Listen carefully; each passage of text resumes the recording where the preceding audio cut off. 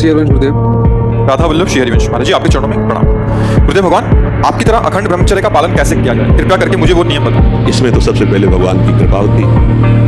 हमने तो जीवन में कृपा ही देखी, जैसे माँ की सुरक्षा में, उसकी वात्सल्य में और उसके दुलार में ही बालक पुरुष होता है। ऐसे ही अगर कोई भी साधना होती है तो उसमें भगवान की कृपा, भगवान का शासन, भगवान का दुलार। जैसे छोटा बच्चा कुछ भी खाने के लिए तैयार होता है, पर ये पूरी जिम्मेवारी माँ की है। उसके अरे ये क्या खाने, दौड़ पड़ी, जल्दी से उसके हाथ से हटाकर उसको धो के बचा के उसको ले आए। ऐसे पहला उत्तर कृपा, केवल भगवान की कृपा, उसी से पूरा। अब दूसरा, भगवान की कृपा का आदर करते हुए सावधानी याद रखना। पहला, ब्रह्म मुहूर्त में जगना, जग करके हम इतना जल पिए कि या तो हमें उल्टी हो जाए या बच जाए।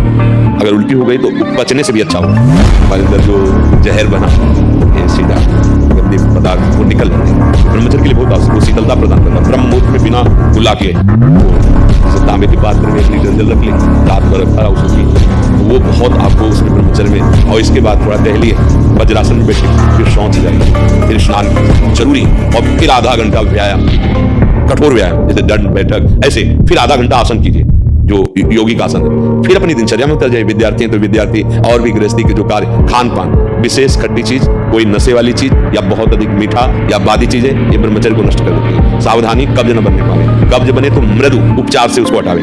जैसे अब एकदम बाजार से मिला चूर्ण ऐसा, वो नहीं, मृदु उपचार, ईशबगोल की भूसी छोटी हर है, उसको मिला लो, 1 चम्मच लो, 1 चम्मच लो, 10 दिन बराबर लो। वो आपके हाथों को धीरे से, अगर कोई बहुत ही तीव्र औषधि पाली तो वो पेट तो साफ करेगी, लेकिन ब्रह्मचर्य को घटा देगी। वो इतनी हीट पैदा करेगी जो कब्ज से हीट पैदा हुई थी, बहुत संभालने की जरूरत है। अगर व्यायाम नहीं है और आसन नहीं है और दिनचर्या ठीक नहीं, आहार ठीक नहीं, तो भूल जाए कि कोई ब्रह्मचर्य नैष्ठिक 10-20 दिन वो बात अलग है। नैष्ठिक ब्रह्मचर्य के लिए अब जो उसके विरोधी भाव हैं, जैसे मोबाइल है, उसे गंदी बातें देखोगे, कभी ब्रह्मचर्य नहीं रह सकते। जैसे गंदे मित्रों का संग करोगे, कभी ब्रह्मचर्य नहीं रह सकते। जैसे आप गंदी चिंतन अंदर करोगे तो आप भले क्रिया ना करो, लेकिन आप ब्रह्मचर्य नहीं रह सकते, क्योंकि चिंतन मात्र से अंदर एक मनोवाह नाड़ी है, वो नाड़ी मथाने का कार्य करती है। रक्त से मंथन करके वो उस जीवनी शक्ति को बाहर करती है, जिसे स्वप्न दोष आदि कहते हैं। वो इस तरह से नष्ट हो जाएगा हमारा चिंतन। तो फिर चिंतन करने के लिए इतनी सामर्थ्य है कि हम तत्व का चिंतन तो हम नाम जप करते हैं, राधा राधा राधा राधा नाम जप करते हैं, पवित्र भोजन पाते हैं, और कभी कोई कुसंग नहीं करते हैं। हमारा लक्ष्य बन जाए कि हम भगवत प्राप्ति करेंगे तो नैष्ठिक ब्रह्मचर्य रह जाएगा। और रोज इसी बात का केवल ध्यान रखोगे, ब्रह्मचर्य का तो नहीं बन पाएगा, उसको भूलना भी होगा।